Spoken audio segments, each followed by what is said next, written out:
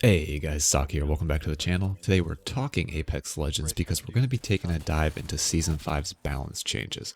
I've been wanting to get into longer form informational content for a while, and with all the changes that just dropped with Season 5, this seemed like the perfect opportunity. So today we're going to be doing our first Legend tier list.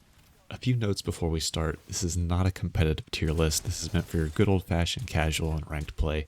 I'm sure we'll see some pro teams experiment, but I don't think there's anything significant enough to move these teams away from Wattson, Wraith, Gibby, and Pathfinder. Secondly, this doesn't mean you can't play low-ranked Legends. Play what you enjoy, because at the end of the day, your ability to shoot and work with your teammates far outweighs any abilities. This is just an objective look at each Legends kit and what they're bringing to the table. So we're going to start at the bottom and work our way up here. Bringing up the rear is our speedy boy, the one and only Octane. Octane brings absolutely nothing to the table. His passive is borderline worthless. His active self-inflicts damage, while Bangalore gets the same buff automatically just for getting shot at. And his ult comes in handy once in a blue moon, but more often than not, you're just turning yourself into a live skeet shooting target. Hopefully he gets a Mirage style rework soon, because right now he is in a bad spot. Okay, now that we've got the trash tier out of the way, let's talk D-rank Legends. For me, that's Crypto and Revenant. Both of these characters fall so low because while they can provide utility to the team, the potential to play them wrong is significantly higher than any other Legend.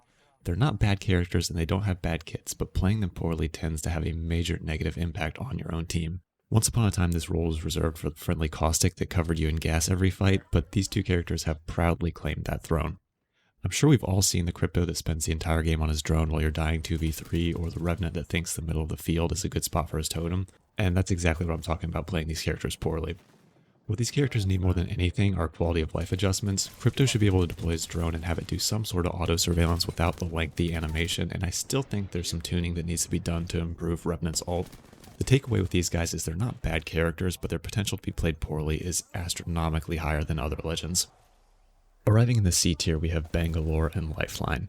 These are two characters that were widely considered top tier at launch, and for good reason, but they're sitting down this low because it feels like the game has largely passed them by. Lifeline was the de facto combat medic on launch, but now we have Gibraltar and Mirage who can both perform better revives, and Bangalore feels like she's become the Mario of Apex Legends, if that makes sense. She's just a well-rounded character that doesn't do any one thing exceptionally well, but I think she's a great introductory character for new players. She's got a passive that activates automatically in every fight, and her smoke can be really useful if used properly, but I think her ult needs some work or a total change. It's just way too easy to ignore or sprint right through it as is. I think if her ult created a field of proximity mines instead of just bombs on a timer, you'd have to give a lot more thought to running through it. Either way, these are two solid characters that just need their turn in the buff chamber to be back on top. Up in the B tier now, we have Wattson, Caustic, and Mirage. I put these Legends at the B rank because they're all conditionally top tier, but Wattson and Caustic really require your team to be playing on the same page with you to excel, and I think we all know that's something you can't take for granted. I put Mirage here because he could potentially go even higher, but we've got to wait and see what really talented players can pull off with his kit. What I like so much about his rework is that his skill ceiling has skyrocketed, and higher skill ceilings lead to those flashy plays that we love to see in Battle Royale games. I'm really excited about this rework because it shows that the character design team at Respawn have a really good idea of what needs to be done to truly improve characters, not just tweak their numbers a little bit. Hopefully this means someday soon we'll get an Octane that doesn't hog the F tier all by himself. Arriving at the A tier now, we have Loba, Pathfinder, and Bloodhound. Mobility is king in Apex Legends, and that's why we're seeing Loba and Pathfinder up this high. I love Loba. I think she's by far the best post-launch character they've added to the game.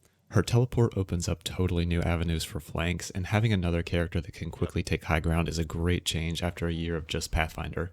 Her ult is super creative and has a ton of useful applications throughout the course of the game. If you haven't tried hot dropping onto one of the new ultimate charging stations and immediately using her ult to grab the best gun and armor in the area, I'd highly recommend it.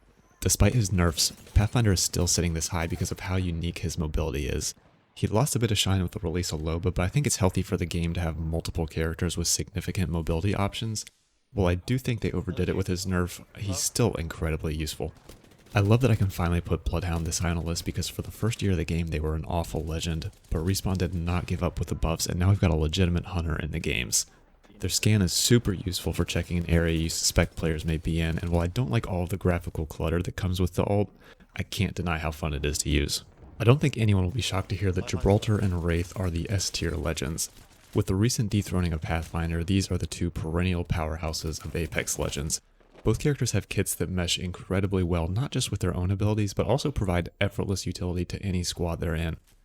That being said, I don't think either character is incredibly overpowered in any way. I think these two characters define the standard of what every legend should be able to bring to the table with their kit. Wraith is an incredible forward scout with her small frame, a passive that literally tells her when she's being aimed at, and an active and an ult that both work as escapes.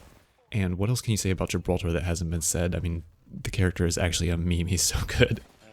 Anyways, that wraps up my list. Let me know what you think of it in the comments. I'm sure we'll have an objection or two, and I'd love to hear your thoughts.